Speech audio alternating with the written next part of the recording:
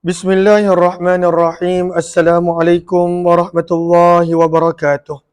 Bismillah, alhamdulillah, wassalatu wassalamu ala habibillah Sayyidina Muhammad ibn Abdillah wa ala alihi wa sahbihi wa mawalah. Subhanaka la ilma lana illa ma 'allamtana innaka antal alimul hakim. Wa la hawla wa la quwwata illa billahil aliyyil azim. Allahumma rabbi syrah lana sudurana wa yassir lana umurana wahlul 'uqdatam min alsinatina yafqahu aqwalana. Allahumma fakkihna fid din wa 'allimna at-ta'wil bi rahmatika ya rabbal alamin. Walhamdulillahi rabbil alamin. Alhamdulillah summa alhamdulillah, syukur kepada Allah Subhanahu wa taala pada sebaik-baik hari, penghulu segala hari, Sayyidul Ayyam, kita bertemu kembali di dalam membaca hadis sabdaan junjungan mulia baginda Nabi sallallahu alaihi wasallam daripada hadis yang telah dikumpulkan oleh Imam Muslim bin Hajjaj Al-Qushairi An-Naisaburi, dan kita telah tiba pada riwayat yang ke-4117 berkenaan tentang jual beli secara as-salam. Apakah jual beli secara as-salam? Jual beli ataupun bai'us salam adalah jual beli di mana bayaran didahulukan dan barang seseorang itu hanya mendapat kemudian. Dalam bahasa mudahnya, dia menempah terlebih dahulu barang tersebut ataupun dia membayar bayaran terlebih dahulu untuk barang yang penjual masih belum miliki. Maka selalunya dalam situasi seperti ini, maka mudah untuk membawa kepada pergaduhan dan pertengkaran. Dan inilah kadangkala yang kita nampak banyak pada zaman kita apabila tak dijelaskan daripada sudut saiz, daripada sudut warna yang sebenar-benar, daripada sudut banyak benda, dan kemudian orang tengah ataupun ejen ataupun kadangkala dropship, maka bila sampai barang tersebut berbeza daripada apa yang dinyatakan, maka sebab itu Islam walaupun membenarkan jual beli secara as-salam, namun dalam fiqh kita boleh mengkaji dan melihat syarat-syaratnya yang ketat. Maka apakah maksud as-salam dan as-salaf? Qala ahlul lughah, berkata Imam Nawawi pada baris yang ketiga. Jumpa tak? Maka apakah maksud as-salam dan juga as-salaf? Maksudnya adalah al-qard. Maksudnya adalah menerima sesuatu kemudian. Menerima sesuatu kemudian, ataupun kita biasa terjemah sebagai berhutang. Wa yushtaraku salam wal qardu fi anna kullam minhuma ithbatu mal fi zimmah bimabzul fil hal. Maka apakah maksud as-salam? As-salam dan juga al-qard kadang-kala dipanggil, bermaksud adalah ithbatu mal, menerima sesuatu yang berharga, fi zimmah, yang masih lagi berada secara dalam tanggungan, bimabzul, dengan sesuatu yang telah dibelanjakan sekarang. Bayaran tu dah dibuat sekarang, tetapi barang belum terima. Barang belum terima. Dan penjual pun belum ada lagi barang tersebut kadangkala. Maka kata Imam Nawawi rahimahullah, wa dzakaru fi hadis salam ibarat. Maka para ulama meletakkan pada definisi salam pelbagai definisi. Ahsanuha, antara definisi bai'us salam yang terkenal adalah annahu aqdun, bahawa ianya adalah perjanjian, ala mausufin fi zimmah, bagi sesuatu barang yang telah disebutkan, mausuf daripada wasaf, daripada sifat, yang telah disifatkan, yang telah dijelaskan, yang telah disebutkan segala sifatnya, fi zimmah, secara dalam tanggungjawab. Maksudnya penjual dia tak ada barang, dia kata bayar dia dulu untuk iPhone 15 ni, nanti bulan 12 dapat. Nanti bulan 12 dapat. Maka feature yang ada dalam iPhone 15 ni adalah sekian, sekian, sekian. Harganya sekian, warnanya adalah sekian. Dia detailkan semua. Berapa memori dia semua. Maka itu dikenali sebagai bai'us salam. Dia bayar dulu, dia tempah dulu, dia buat pembayaran penuh dulu. Kemudian barang dia dapat kemudian. Maka itu adalah bai'us salam. Aqdun ala mausufin fi zimmah. Okey, sebentar. Assalamualaikum, khabar bang? Ya saya. Ada kat rumah, ada kat rumah.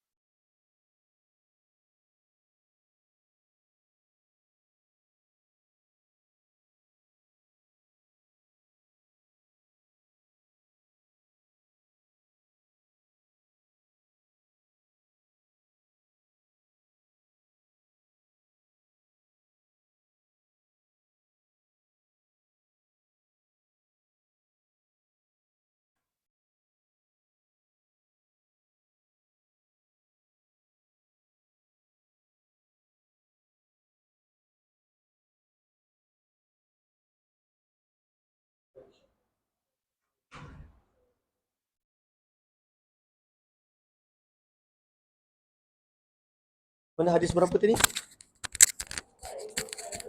Allahumma salli ala habibina Muhammad wa ala alihi washabihi ajma'in. Maka kata Imam Nawawi rahimahullah berkenaan tentang jual beli as-salam. Apakah itu as-salam? Ianya adalah salah satu akad jual beli untuk sesuatu yang dah diketahui sifatnya. Dia tak boleh kita bayar duit, kita tak tahu barang apa yang kita nak dapat. Maka di situ akan membawa kepada pergaduhan, pertengkaran dan semua perkara yang boleh merosakkan akad jual beli. Maka aqdun ala mausufin fi zimmah, bagi benda yang mana belum dapat, benda tu belum ada, benda tu belum dimiliki oleh penjual. Namun walaupun benda tersebut belum ada, bibadlin yu'ti ajila, pembayaran dibuat sekarang. Maksudnya bayaran penuh telah dibuat dan barang akan dapat kemudian, maka itu dikenali sebagai bai'us salam. Dan syaratnya kita boleh rujuk dalam fiqh. Apakah syarat untuk muslim ilaih, untuk muslim fih, untuk rasul mal, yang mana itu semua adalah istilah-istilah yang digunakan di dalam fiqh beserta dengan syarat-syaratnya. Namun kita tak naklah pergi detail kepada semua benda tersebut kerana itu perbincangan fiqh. Cuma hadis-hadis yang dibawakan oleh Imam Muslim nak menunjukkan keharusan untuk melakukan jual beli seperti itu. Bayaran penuh dibuat dan kemudian barang diterima kemudian dengan syarat-syarat yang tertentu. 4117, baca sanad dia.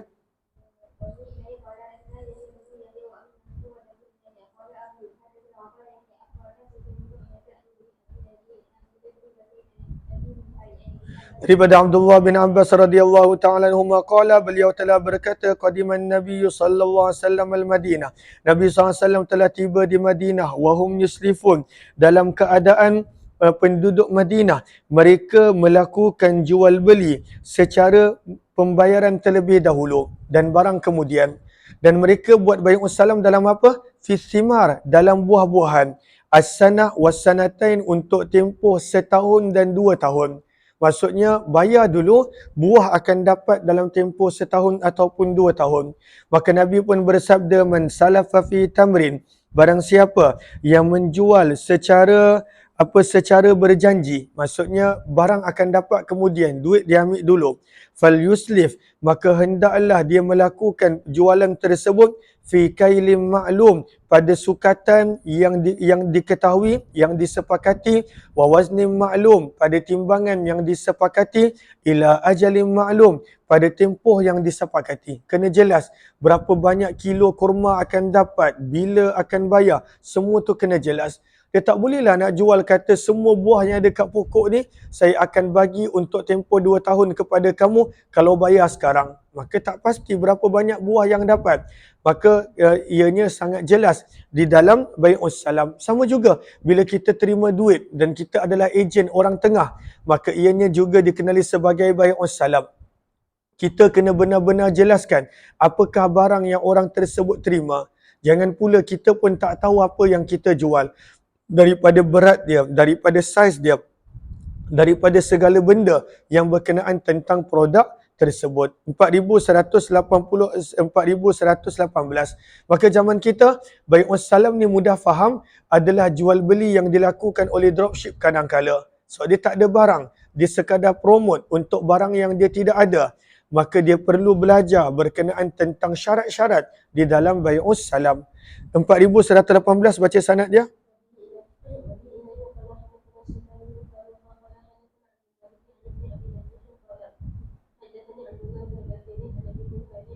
Daripada Abdullah bin Abbas radhiyallahu anhu, beliau berkata, qadima Rasulullah, Nabi SAW telah tiba di Madinah, wan nasu yuslifun, dalam keadaan penduduk Madinah mereka melakukan bai'us salam. Maksudnya mereka berjanji akan memberikan barang jualan tersebut kemudian, tapi mereka ambil duit dulu.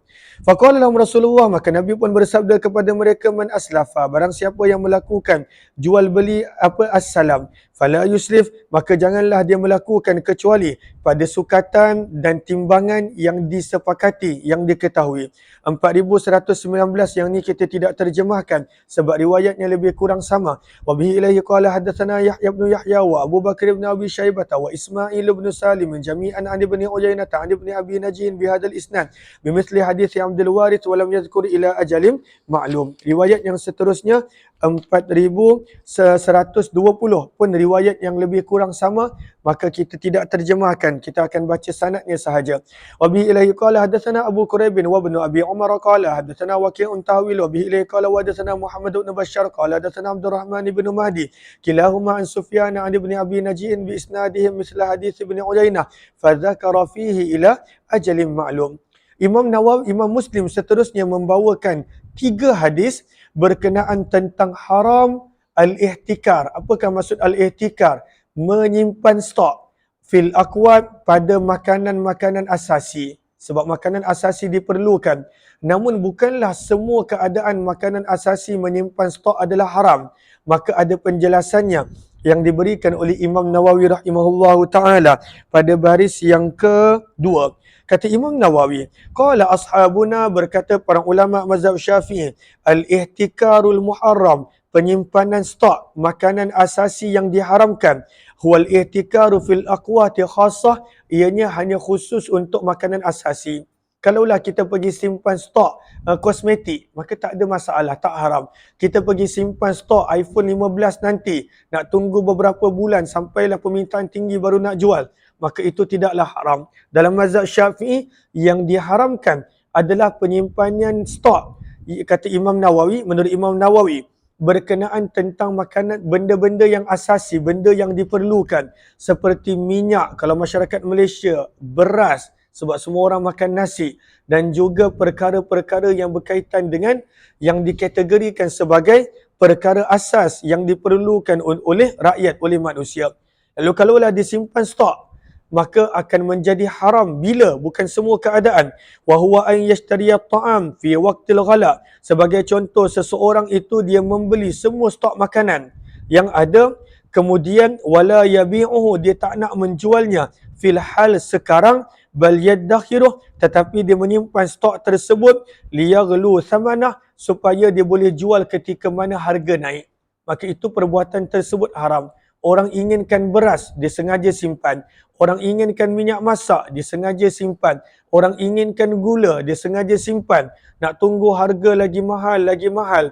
Maka diharamkan oleh Allahumma salli ala Sayyidina Muhammad, oleh Nabi sallallahu alaihi wasallam.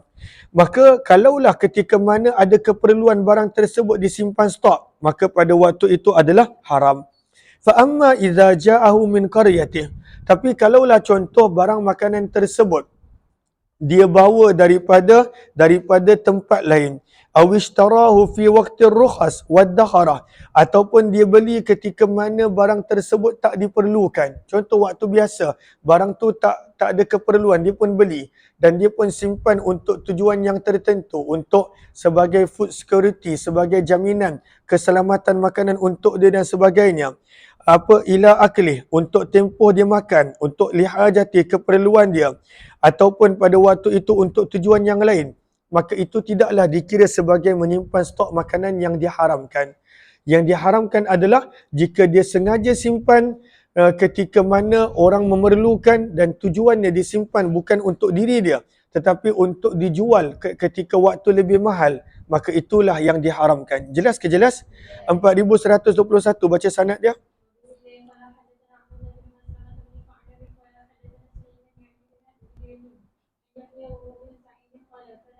Adalah Sa'id bin al-Musayyab rahimahullah meriwayatkan hadis bahawa sesungguhnya Ma'mar radhiyallahu anhu telah berkata bahawa Nabi SAW telah bersabda, man ihtakara, barang siapa yang menyimpan ataupun menimbunkan barang keperluan asas, fahuwa khati', maka adalah dia berdosa. Maka ditanya kepada Sa'id, fa innaka tahtakir, namun wahai Sa'id bin Musayyab, kamu sendiri ada menyimpan stok makanan.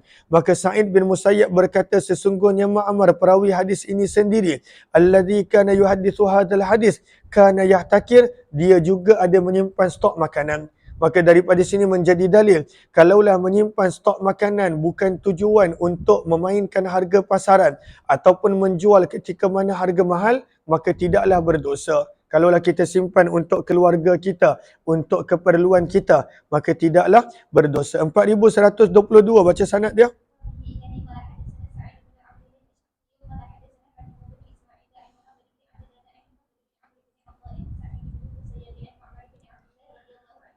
Daripada Ma'mar bin Abdullah radhiyallahu ta'ala daripada Nabi SAW baginda bersabda, la yahtakir, tidaklah menimbunkan barang keperluan ataupun menyimpan stok barang keperluan illa khati', kecuali seorang itu berdosa. Maka kenapa Ma'mar dan Sa'id bin Musayyab ada menyimpan bekalan makanan? Maka Imam Nawawi terangkan pada baris yang kedua, 4, 6. Kata Imam Nawawi, ta'wilu tikari Sa'id wa Ma'mar. Maka penjelasan berkenaan apakah yang dimaksudkan oleh Sa'id bin Musayyab dan Ma'mar ada menyimpan bekalan. Maka kata Imam Nawawi rahimahullahu ta'ala, Ibnu Abdul Bar berkata, mereka yang menyimpan pada waktu itu adalah az-zaid, adalah minyak. Minyak yang mereka simpan, minyak zaitun. Dan perbuatan mereka berdua ini adalah mereka simpan ala tiqaril qut indal hajah, ketika mana ada keperluan, bukanlah dengan bertujuan nak jual balik ketika mana harga mahal. Maka perbuatan tersebut diharuskan, dibolehkan. Sebab itu walaupun mereka yang meriwayatkan hadis, namun tidaklah dicela perbuatan tersebut sebab mereka menyimpan dengan tujuan bukanlah untuk menjual balik ketika mana harga akan mahal. Jelas ke jelas? 4123 yang ni kita tidak terjemahkan sebab riwayatnya lebih kurang sama. Wa bihi ilai qala hadatsani ba'du ashabina an Amr ibn Aun qala akhbarana Khalid ibn Abdullah an Amr ibn Yahya an Muhammad ibn Amr an Sa'id ibn al-Musayyab an Ma'mar ibn Abi Ma'mar ahad bani Adi ibn Ka'b radhiyallahu anhu qala Rasulullah SAW fa dzakara bimithli hadits Sulaiman bin Bilal an Yahya. Bab yang seterusnya, Imam Muslim membawakan dua hadis berkenaan tentang larangan anil halafi fil bai', dalam bersumpah dengan apa, daripada bersumpah dalam berjual beli. Jangan banyak bersumpah, wallahi demi Allah barang ni bagus, wallahi demi Allah kalaulah bayar sekarang barang ni akan dapat esok. Maka jangan bersumpah. Maka dilarang untuk bersumpah dalam jual beli. Maka Nabi sebut nanti dalam hadis kita baca, seseorang yang bersumpah dalam jual beli, dia boleh melariskan barang perniagaan dia, tetapi dia menghilangkan keberkatan daripada perniagaan dia. Riwayat 4124, baca sanad dia.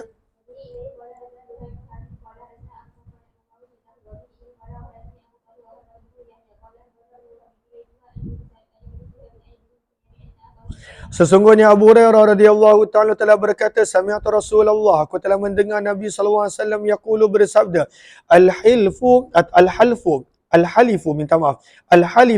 bersumpah, manfaqatun lisil'ah, boleh melariskan barang jualan.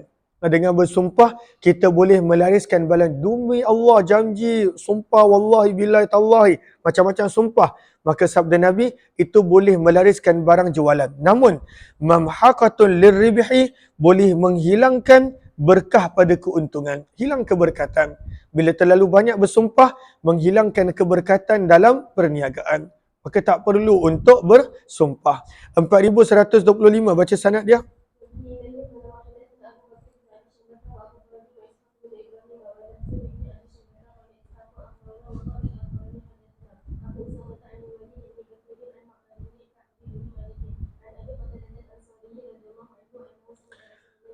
Nabi SAW telah bersabda, iyyakum, jauhkanlah diri kamu, peliharakanlah diri kamu, wa kathratal halif, daripada banyak bersumpah fil bai'i, di dalam jual beli.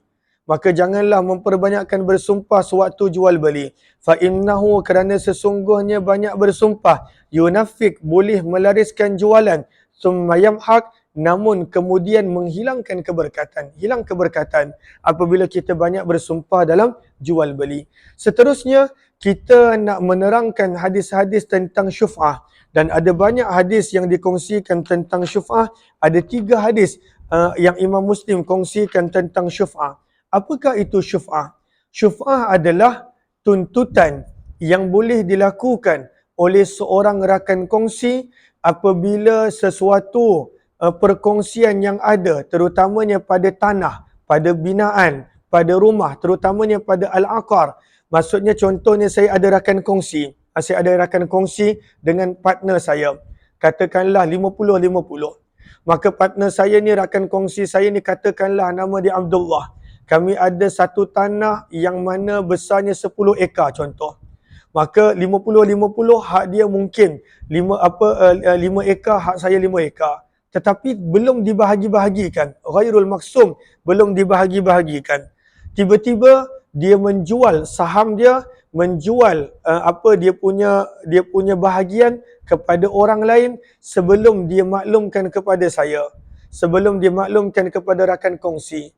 Maka rakan kongsi ini, kalaulah dia nak, dia boleh bawa kes kepada mahkamah dan dia boleh buat tuntutan yang dia nak beli akan tanah yang dijual tersebut, rumah yang dijual tersebut, supaya rumah dan tanah tersebut menjadi sepenuhnya milik dia. Bukannya milik dengan rakan kongsi yang dia tak nak, yang dia tak setuju, yang dia tak mahu. Tapi kalaulah dia tak nak beli, maka barulah diteruskan jual beli dengan rakan kongsi yang baru tersebut. Jelas ke jelas? Maka kata Imam Nawawi pada baris yang ke 2, 4, 6, 7. Maka kata Imam Nawawi, apakah hikmah disyariatkan hak syuf'ah dan apakah situasi dia?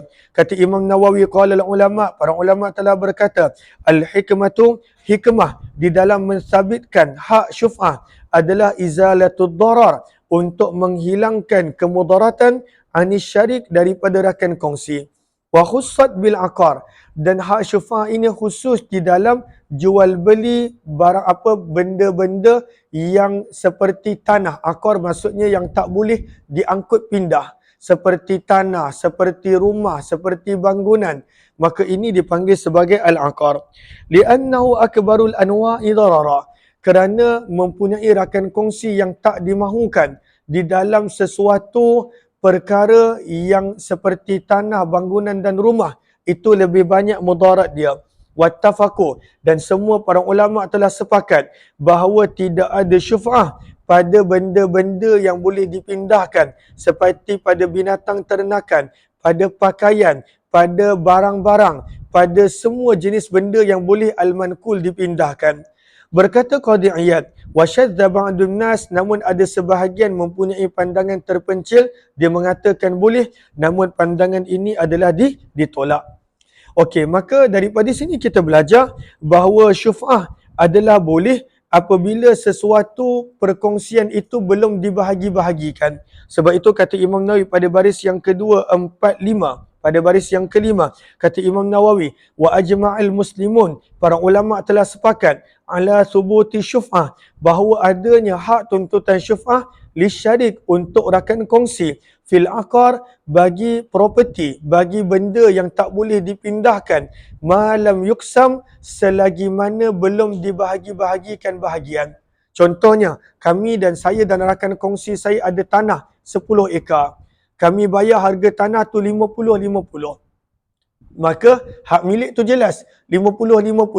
Tetapi tak dibahagi-bahagikan. Contohnya 5 ekar yang bahagian ni rakan kongsi A punya.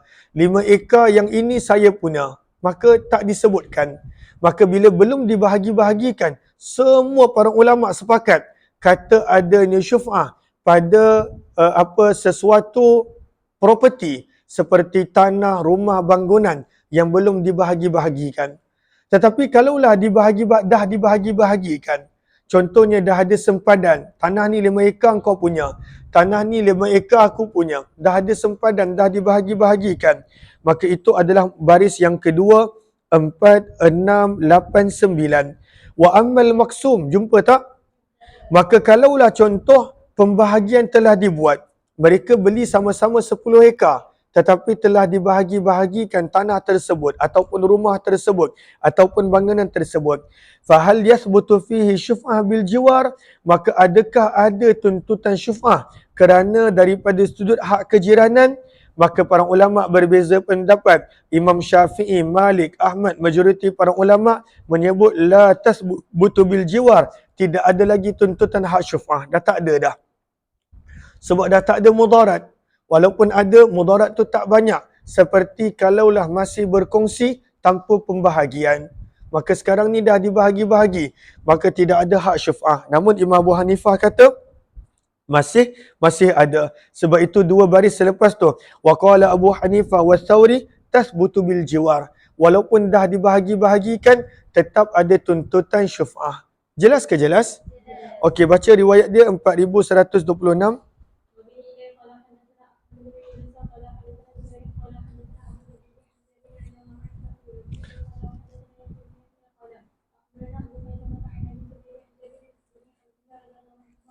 Daripada Jabir bin Abdullah radhiyallahu ta'ala anhu, beliau telah berkata bahawa Nabi SAW telah bersabda, man kana lahu syarikun, barang siapa yang mempunyai rakan kongsi fi rab'atin, Nabi sebut dengan jelas, pada rumah.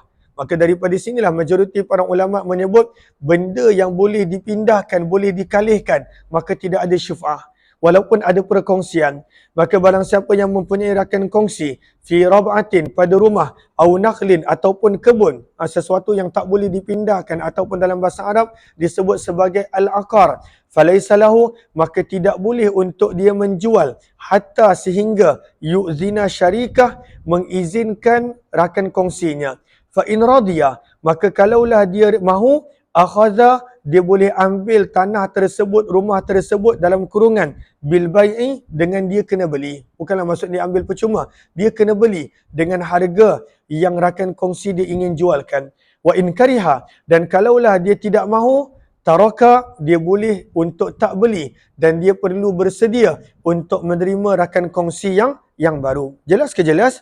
Maka lihat pada baris daripada penghujung syarah Nawawi, baris yang kedua, 4 daripada bawah.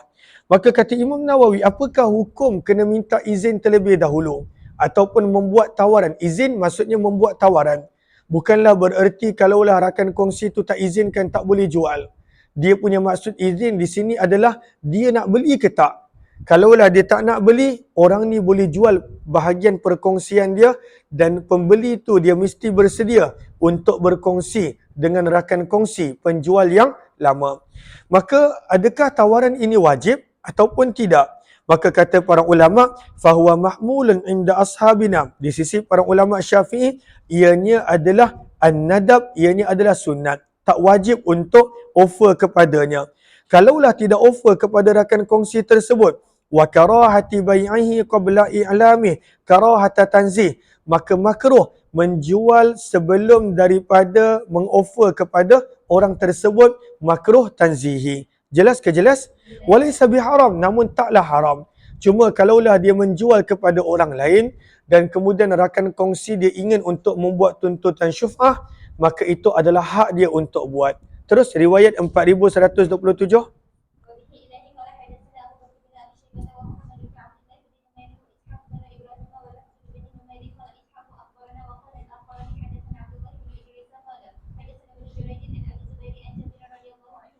Daripada Jabir radhiyallahu ta'ala anhu, beliau telah berkata bahawa Nabi SAW telah memutuskan bisyuf'ah, adanya tuntutan hak syuf'ah, fi kulli, bagi setiap syirkatin, perkongsian, lam tuksam, yang ni kena gariskan. Yang ini dalil mazhab Syafi'i dan majoriti para ulama.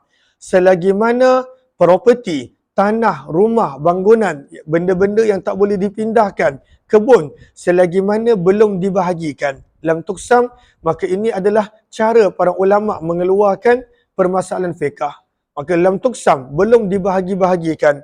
Rab'atin, sama ada rumah, au haitin, ataupun ladang dan tanah, kebun, la yahillu, maka tidak boleh untuk orang tersebut menjual hatta yu'zina, sehingga diizinkan oleh rakan kongsinya.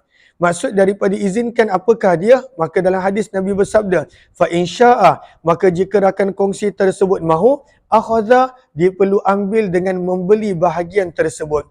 Wa in syaa, jika dia mahu, taraka, maka dia boleh tinggalkan. Fa idza ba'a, dan apabila telah dijual tanah tersebut, rumah tersebut, walam yu'zinhu, dalam keadaan tidak dioffer, dibuat tawaran terlebih dahulu kepada rakan kongsi tersebut, fahuwa ahaqqu bih, maka dialah yang lebih berhak untuk membuat tuntutan. Maka kalau dalam Islam tiba-tiba dia kata, saya tak tahu rakan kongsi saya jual tanah ni, saya nak beli tanah ni, maka akan diberikan tanah ini kepadanya walaupun pembeli telah membayar, penjual tersebut telah terima, maka akan dibatalkan perjanjian tersebut. Inilah yang dipanggil sebagai tuntutan hak syuf'ah. Jelas ke jelas? 4128, baca sanad dia.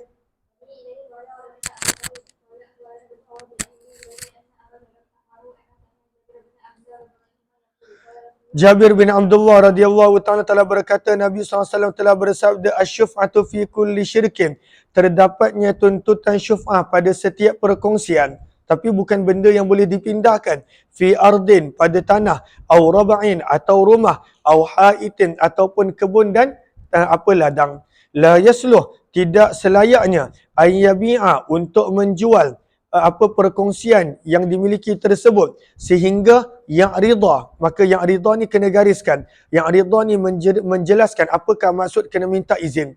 Sehingga yang rida membuat tawaran terlebih dahulu kepada rakan kongsi dia. Fayakhudha, maka pada waktu itu dia nak ambil, dia kena bayar. Au yada', kalau dia tak nak ambil, dia kena reda rakan kongsi yang baru. Fa in aba, jika dia tidak reda, dia enggan untuk beli. Fasyarikuhu, fa in aba, fa in aba di sini maksudnya jika dia tidak dibuat tawaran. Fa in aba, jika orang yang nak menjual tadi dia enggan untuk membuat tawaran. Fasyarikuhu, maka rakan kongsinya tersebut lebih berhak untuk membuat tuntutan tanah dan properti tersebut hatta yu'zinah, sehinggalah dia mengizinkan. Maksudnya mengizinkan apa? Kalau nak dia beli, kalaulah tak nak maka barulah boleh dijual kepada orang lain. Jelas ke jelas? Bab yang seterusnya ada dua hadis berkenaan tentang Nabi mengajar untuk berlebih kurang dengan jiran.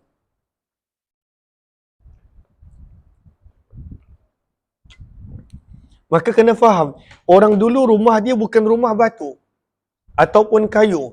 Orang dulu rumah mereka diperbuat daripada tanah liat. Maka disusun tanah liat dalam bentuk batu bata. Cumanya dia lebih lepeh dan lebih berbentuk persegi. Maka kalau kita tengok sebahagian tempat di negara Arab masih lagi menggunakan rumah daripada tanah sepenuhnya. Cumanya dengan tanah tersebut mereka campurkan jerami. Maka mereka ambil tanah liat, mereka campurkan dengan jerami. Kemudian mereka buat dalam bentuk empat segi dan kemudian mereka jemur sehingga menjadi keras dan mereka buat rumah. Lalu kadang-kala jiran ada ingin untuk meletakkan kayu pada dinding, nak meletakkan kayu.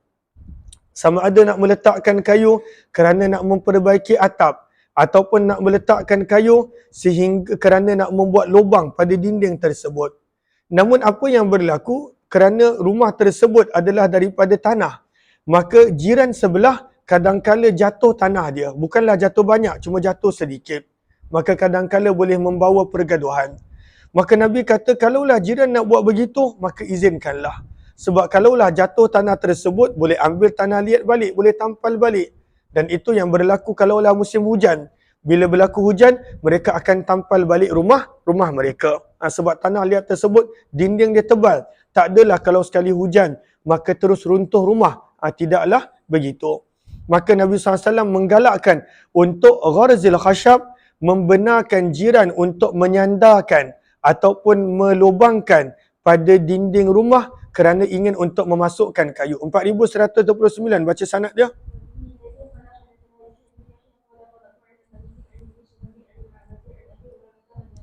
Daripada Abu Hurairah radhiyallahu anhu, sesungguhnya Nabi SAW telah bersabda, la yamna'u ahadukum, janganlah salah seorang daripada kamu menghalang jarahu, jirannya, an yaghriza, untuk menyandarkan ataupun untuk melubangkan dengan menggunakan kayu pada dindingnya. Maka janganlah dia menghalang, maka bertolak ansurlah sabda Nabi SAW.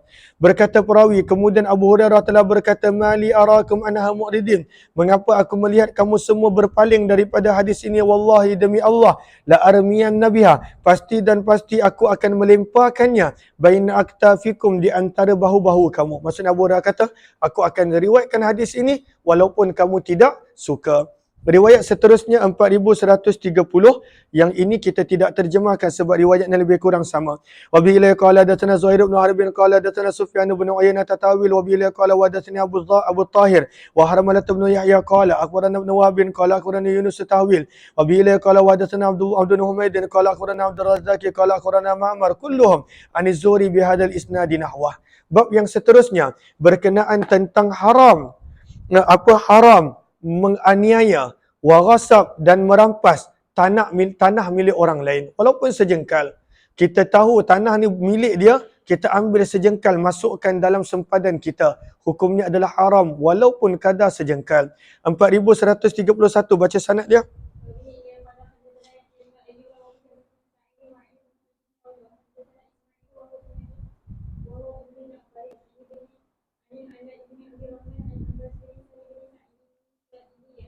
Daripada Sa'id bin Zaid bin Amr bin Nufail yang merupakan adik ipar kepada Umar bin Khattab radhiyallahu anhu, suami kepada Fatimah binti Khattab. Daripada Sa'id bin Zaid bin Amr bin Nufail radhiyallahu anhu, sesungguhnya Nabi SAW telah bersabda, "Man yaqtata'a, barang siapa yang mengambil, merampas shibra walaupun sejengkal daripada tanah orang lain zulma secara zalim, tawakahullah, Allah akan menjadikan dia terpaksa memikul iyahu kadar tanah tersebut pada hari kiamat, bukan sekadar sejengkal itu, min sab'i aradin, kadar sebanyak 7 lapisan bumi." Kalaulah diambil sejengkal tanah milik orang lain, maka bukan sejengkal tu dia yang dia kena pikul dekat leher dia. Tawaka maksudnya dibebankan pada leher dia untuk dia pikul. Maka berapa banyak? 7 petala bumi punya lapisan tanah, kadar sejengkal tu dia kena pikul. Kalaulah seekar, kalaulah 10 ekar diambil hak orang lain, semua tu Allah akan paksa dia untuk dia angkat dan pikul sebagai siksaan untuknya selama-lamanya. 4132 baca sanad dia.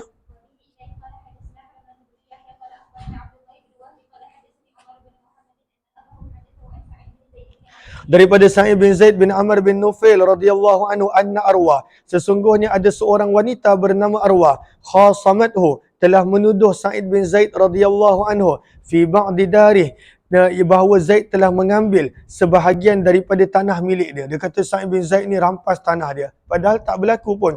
Faqala, maka Sa'id bin Zaid telah berkata, da'uha, tinggalkanlah, biarkanlah tanah yang dia mendakwa itu tanah dia, wa iyyaha, dan biarkanlah wanita tersebut dengan dakwaan dia. Maksudnya Sa'id bin Zaid tak nak gaduh, tanah kau tak apa ambil, tapi engkau akan kena seksa pada hari kiamat.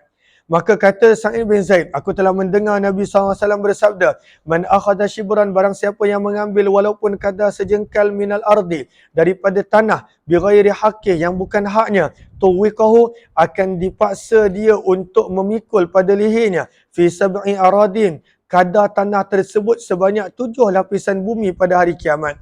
Allahumma, maka Sa'id bin Zaid pun mendoakan, ya Allah, in kanat kadhibah, jika wanita yang bernama Arwah ini berbohong, fa'ami basaraha, butakanlah matanya, waj'al qabraha fi dariha, dan jadikanlah kuburnya adalah di tempat di mana tanahnya berada.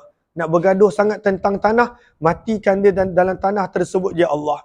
Qala, berkata perawi, maka aku telah melihat arwah wanita ini, kemudian harinya menjadi buta, taltamisul judur, perlu meraba-raba mencari dinding, seraya berkata, asabatni, telah menimpa aku doa Sa'id bin Zaid, fabainama hiya tamshi, sedang dia berjalan, fiddar, dalam tanah milik dia, marrat ala bi'rin, maka dia telah melewati sebuah telaga yang berada di dalam tanah milik dia, fawaqa'at fiha, maka dia telah terjatuh dalam perigi tersebut, fakanat qabraha, maka menjadilah perigi tersebut sebagai tanah perkuburan dia, maka dia mati di dalam tanah yang dia berebut, yang dia bergaduhkan itu.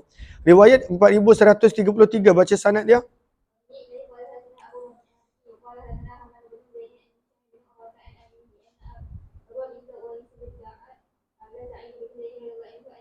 Maka sesungguhnya seorang wanita yang bernama Arwah binti Uwais telah mendakwa bahawa kepada Sa'id bin Zaid, bahawa sesungguhnya Sa'id bin Zaid telah mengambil sesuatu daripada tanah miliknya. Fakhasamathu, maka wanita tersebut telah membuat aduan kepada Gubernur Madinah, Marwan bin Hakam. Maka berkata Sa'id, ana kuntu akhudhu min ardiha syai'ah, mungkinkah aku, ana maksudnya soalan, mungkinkah aku ada mengambil daripada tanah wanita tersebut sesuatu, ba'dalladhi sami'tu, setelah daripada apa yang aku dengar daripada Nabi SAW. Maka berkata Marwan, apa yang kamu telah dengar daripada Nabi SAW? Maka Sa'id bin Zaid berkata, aku telah mendengar Nabi SAW bersabda, man akhadha shibran minal ardi zulma, barang siapa yang mengambil walaupun sejengkal daripada tanah secara zalim, secara penganiayaan, tuwiqahu, maka akan dibebankan pada lehernya untuk memikul ila sab'i aradin, kadar tanah tersebut sebanyak 7 petala bumi, 7 lapisan bumi.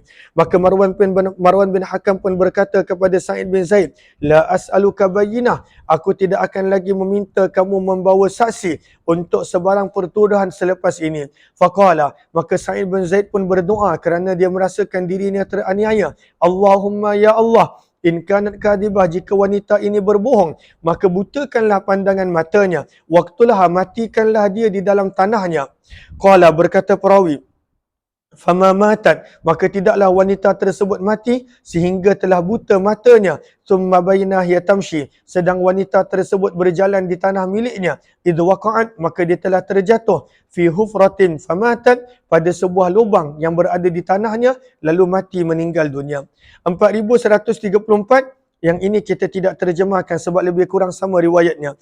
Wa bi ilaihi qala hadatsana Abu Bakr bin Abi Syaibah qala hadatsana Yahya bin Zakaria bin Abi Zaid an Hisham an Abi Sa'id bin Zaid radhiyallahu anhu qala sami'tu an-nabiy sallallahu alaihi wasallam yaqulu man akhadha shibran min al-ardi dhulma fa innahu yutawwiqahu yawm al-qiyamati min sab'i aradin. 4135 baca sanad dia.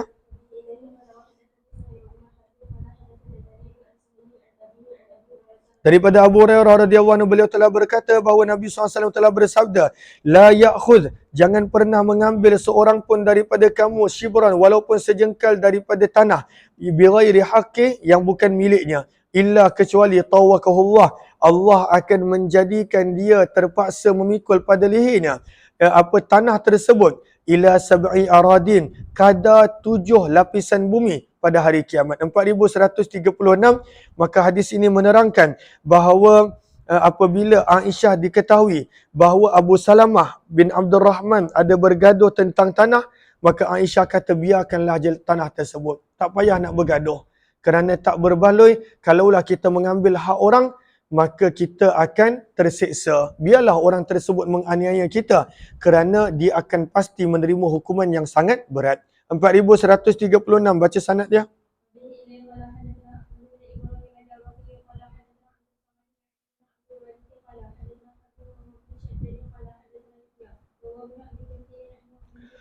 Sesungguhnya Abu Salamah ini Abu Salamah bin Abdul Rahman, anak kepada Abdul Rahman. Abu Salamah telah menceritakan, wa kana bainahu, sedangkan di antaranya dan di antara kaumnya, khusumatun, terdapat persengketaan, minal fi ardin, berkenaan sebidang tanah. Wa annahu dakhala ala Aisyah, dan beliau telah masuk menemui Aisyah, dan beliau telah menceritakan perkara tersebut kepada Aisyah. Maka Aisyah pun berkata, wahai Abu Salamah, ijtanibil arda, jauhilah tanah yang terdapat persengketaan tersebut, kerana sesungguhnya Nabi SAW telah bersabda, man zalama, barang siapa yang menganiaya, qida shibrin, kadar walaupun sejengkal daripada tanah yang bukan miliknya, tuwiqahu min sab'i aradin, dia perlu untuk menanggung beban tanah tersebut dan juga 7 lapisan bumi, mengikut kadar tanah tersebut pada hari kiamat. 4137 yang ni kita tidak terjemahkan sebab riwayatnya lebih kurang sama. Bila qala hadatsani Isa bin Mansur qala akhbarana Habban bin Hilal qala hadatsana Aban qala hadatsana Yahya anna Muhammad bin Ibrahim haddatsah anna Aba Salamah haddatsah annahu dakhala ala Aisyah fa dzakara mislah. Bab yang seterusnya berkenaan kalaulah ada sesuatu jalan yang menjadi persengketaan, bukan jalan persendirian, jalan yang menjadi hak umum, terdapat persengketaan nak buat berapa besar ataupun berapa kecil, maka Nabi mengajar jalan tersebut mestilah lebarnya adalah sebanyak 7 hasta. Sebanyak 7 hasta. Bab qadri tariq, bab berapakah kadar jalan yang perlu dibuat apabila berlaku pertengkaran. Ada kata buat kecil, ada kata buat besar, maka buatlah kadar 7 hasta. 4138 baca sanad dia.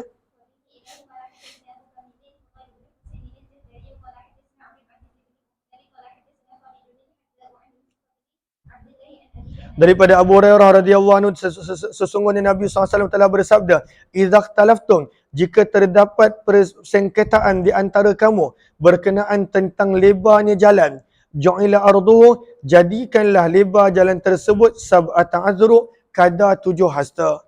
Maka apakah maksud persengketaan ini? Baris yang pertama, muka surat sebelah. Maka kata Imam Nawawi, wa amma qadrut tariq, maka maksud daripada kadar luas jalan adalah fa in ja'ala ar-rajul ba'da ardihi al-mamluk tariqan, kalaulah seseorang itu pada tanah milik dia, dia membuat jalan, maka berapa kadar yang dia nak buat terpulang pada dia, sebab tu tanah dia. Faqadruha ila khairatih, maka terpulang kepada dia, nak buat kecil ke besar tu tanah dia terpulang. Maka apakah maksud dalam hadis tadi, maksudnya adalah Allahumma salli ala Sayyidina Muhammad wa in kana tariqu baina ardin liqaumin.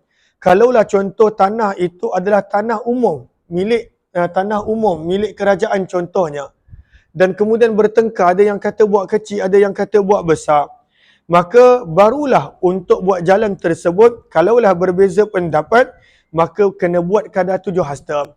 Namun pada baris yang kedua kita nampak, fa ini tafaku ala syai'in, kalaulah mereka semua sepakat, tak payah buat besar lah, buat kecil je. Ataupun mereka semua sepakat, buatlah besar, buat 10 hasta, 15 hasta, kerana nak bagi kapal terbang mendarat ke apa, maka terpulang. Maka kalaulah sepakat, tak ada masalah. Tapi kalaulah bertengkar, bergaduh, maka pemerintah akan buat jalan kadar 7 hasta. Jelas ke jelas? InsyaAllah kita akan masuk hadis-hadis berkenaan tentang faraid pada lepas Jumaat insyaAllah pada jam 3 petang. Terima kasih semua. Jumpa lagi insyaAllah.